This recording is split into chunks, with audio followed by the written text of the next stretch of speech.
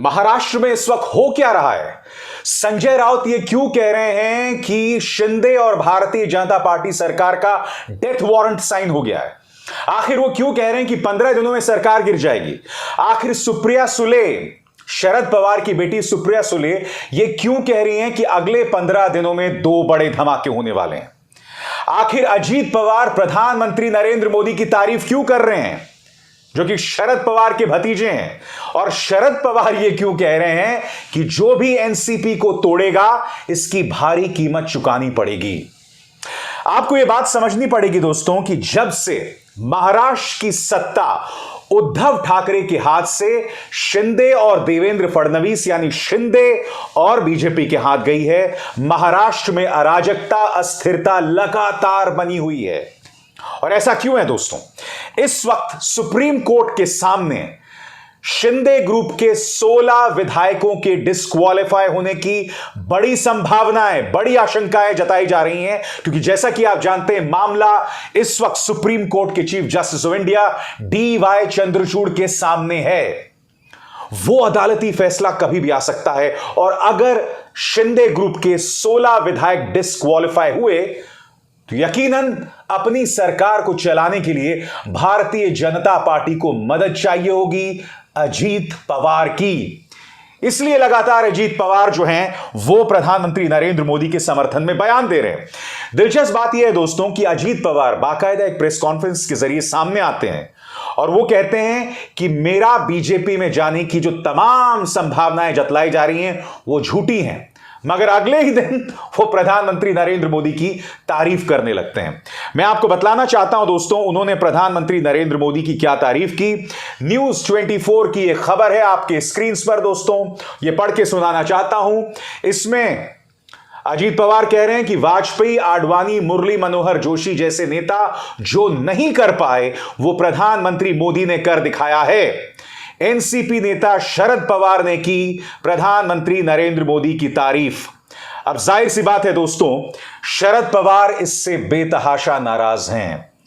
उन्होंने कह दिया है कि जो भी एनसीपी को तोड़ने की कोशिश करेगा तो वो कड़ा रुख अपनाएंगे। शरद पवार ने क्या कहा है दोस्तों, मैं आपको बाकायदा एनडीटीवी की खबर पढ़ के सुनाना चाह रहा हूं, एक एक शब्द पर गौर कीजिएगा।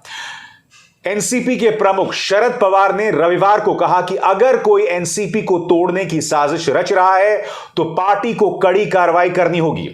एनसीपी प्रमुख की यह टिप्पणी उनके भतीजे अजीत पवार के अगले राजनीतिक कदम को लेकर जारी अटकलों के बीच आई है।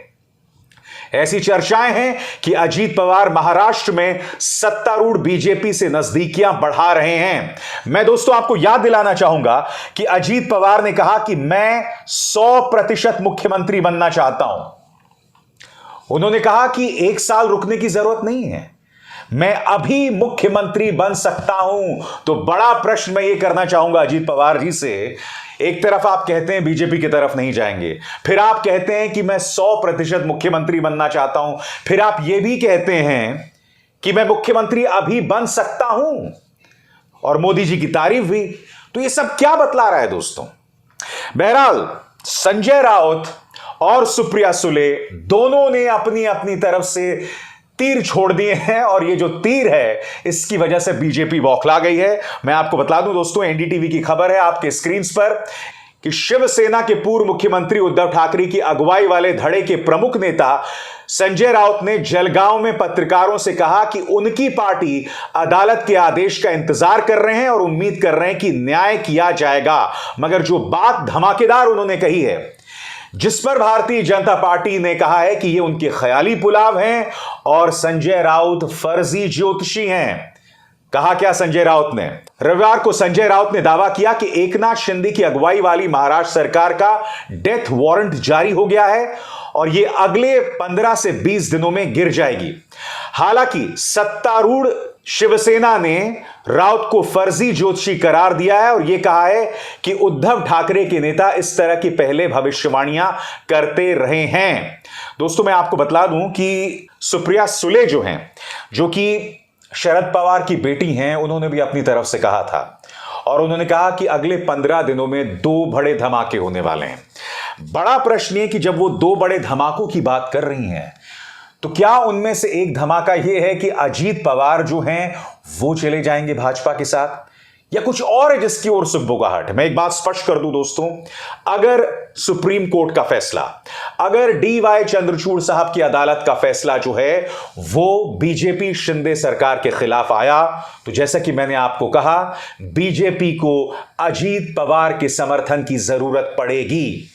मगर अगर अजीत पवार उनके साथ नहीं जाते हैं तो यह सरकार अपने आप में गिर सकती है। और यह ना भूलें, लोकसभा में अभी 1 साल बचा हुआ है, लोकसभा चुनावों में 1 साल बचा हुआ है, और अगर महाविकास अघाड़ी एकजुट रहती है तो यकीन मानिए 48 सीटों पर, जहां पर इस वक्त बीजेपी के पास करीब 45 सीटें हैं, जी हां, उन 45 सीटों पर अपना वजूद बचाना बहुत मुश्किल हो जाएगा दोस्तों। मैं आपको बतलाना चाहता हूं कि सुप्रिया सुले ने अगले 15 दिनों में 2 बड़े धमाकों, 2 बड़े सियासी धमाकों की बात कही है।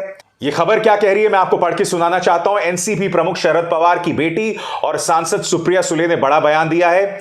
सुप्रिया सुले ने कहा है कि आगामी 15 दिनों में 2 बड़े राजनीतिक विस्फोट होंगे। उन्होंने कहा कि एक विस्फोट दिल्ली और दूसरा महाराष्ट्र में होगा। केंद्र में बीजेपी के खिलाफ मजबूत विपक्ष बनाने की दिशा में सुप्रिया का बयान बेहद अहम माना जा रहा है। मैं आपसे एक सवाल पूछना चाहता हूं दोस्तों, महाराष्ट्र का एक लंबा चौड़ा राजनीतिक इतिहास रहा है। जब उद्धव ठाकरे ने एनसीपी और कांग्रेस के साथ मिलकर सरकार बनाई थी तो क्या राज्य में इतनी ज्यादा अराजकता थी, इतनी ज्यादा राजनीतिक अनिश्चितता थी? जबकि मैं आपको बतलाना चाहूंगा कि भाजपा सरकार, केंद्र की भाजपा सरकार उनके लिए लगातार मुश्किलें पैदा कर रहे थे। एनसीपी के 2 नेता देशमुख और नवाब मलिक दोनों जेल गए थे दोस्तों। याद कीजिए समीर वानखेड़े की नेतृत्व में किस तरह से शाहरुख खान के बेटे आर्यन खान को एक झूठे केस में फंसाया जाता है। और मुद्दा सिर्फ वही नहीं था दोस्तों, उस मुद्दे के जरिए कहीं ना कहीं महाराष्ट्र सरकार के लिए भी मुश्किलात पैदा करने की कोशिश थी। उससे यह पता चल रहा था कि नारकोटिक्स कंट्रोल ब्यूरो के अधिकारी किस तरह से शाहरुख खान से वसूली करने की कोशिश कर रहे थे। सुशांत सिंह राजपूत ने जब आत्महत्या की थी तो उस मामले के जरिए भी किस तरह से बिहार पुलिस जो है मुंबई में दखल दे रही थी। उस वक्त बिहार में बीजेपी और नीतीश कुमार का राज था। यानी कि सुशांत सिंह राजपूत और उसके बाद आर्यन खान मामले, दोनों मामलों में उद्धव ठाकरे के लिए मुश्किलें पैदा की जा रही थी, लगातार की जा रही थी। मगर इस सब के बावजूद वहां पर माहौल जो था वो लगातार सामान्य बना हुआ था। मगर जैसे ही एकनाथ शिंदे और देवेंद्र फडणवीस की सरकार होती है तो कई चीजें होती हैं दोस्तों। पहली चीज क्या होती है? पहली चीज यह होती है कि यह सरकार और उसके भविष्य को लेकर सुप्रीम कोर्ट में मुद्दा आ जाता है। क्योंकि मैं आपको बतलाना चाहूंगा कि राज्यपाल भगत सिंह कोश्यारी ने जिस तरह से विश्वास मत हासिल किया था, खुद सुप्रीम कोर्ट के जजेस ने उस पर सवाल उठाया था। डीवाई चंद्रचूड़ ने कहा कि जो हरकत राज्यपाल भगत सिंह कोश्यारी ने की है उससे सरकारों को गिराने में मदद मिलेगी। इतनी बड़ी टिप्पणी की थी उन्होंने। नतीजा यह हुआ था दोस्तों, पूरा भाजपा तंत्र बुरी तरह से बौखला गया था। यहां तक कि विपक्ष के सांसदों को राष्ट्रपति को खत लिखना पड़ा था कि डीवाई चंद्रचूड़ साहब को संरक्षण दिया जाए, सुरक्षा दी जाए। उनकी एक टिप्पणी से भाजपा इस कदर हिल गई थी। और अब यह मामला सुप्रीम कोर्ट के सामने है। फैसला कभी भी आ सकता है। जैसे ही एकनाथ शिंदे और देवेंद्र फडणवीस की सरकार आई तो एक और काम हुआ। महाराष्ट्र के अंदर भाजपा के नेता घूम घूम कर भड़काऊ बयान देने लगे। मैंने इसी मंच पर आपको कई बार बतलाया है कि किस तरह से भाजपा नेता टी राजा सिंह महाराष्ट्र की गली गली घूमकर भड़काऊ बयान दे रहा था, बार बार दे रहा था, और महाराष्ट्र सरकार ने उस पर कोई कदम नहीं उठाया। कदम किसने उठाया? सुप्रीम कोर्ट ने।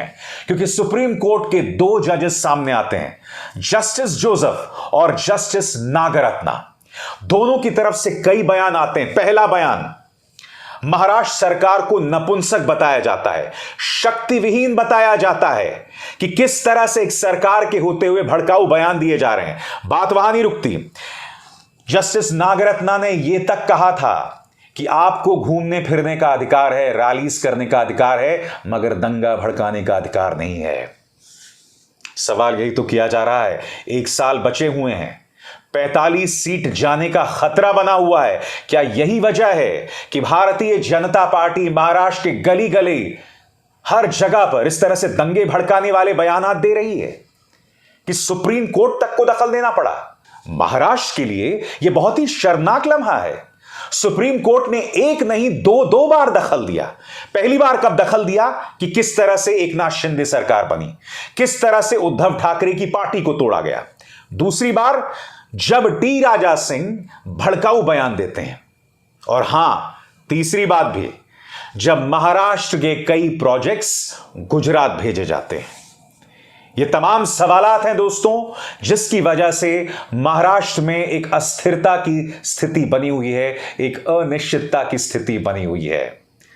मगर फिर उसी बड़े सवाल की ओर बढ़ना पड़ेगा कि अगले 15 दिनों में क्या एकनाथ शिंदे और भाजपा की सरकार गिर जाएगी? आखिर वो 2 बड़े राजनीतिक धमाके क्या हैं? हाथ कंगन को आरसी क्या? इसी मंच पर वो तमाम जानकारियां मैं आपको दूंगा। अभिसार शर्मा को दीजिए इजाजत। नमस्कार। स्वतंत्र और आजाद पत्रकारिता का समर्थन कीजिए, सच में मेरा साथी बनिए। बहुत आसान है दोस्तों, इस ज्वाइन बटन को दबाइए और आपके सामने आएंगे ये 3 विकल्प, इनमें से एक चुनिए और सच के इस सफर में मेरा साथी बनिए।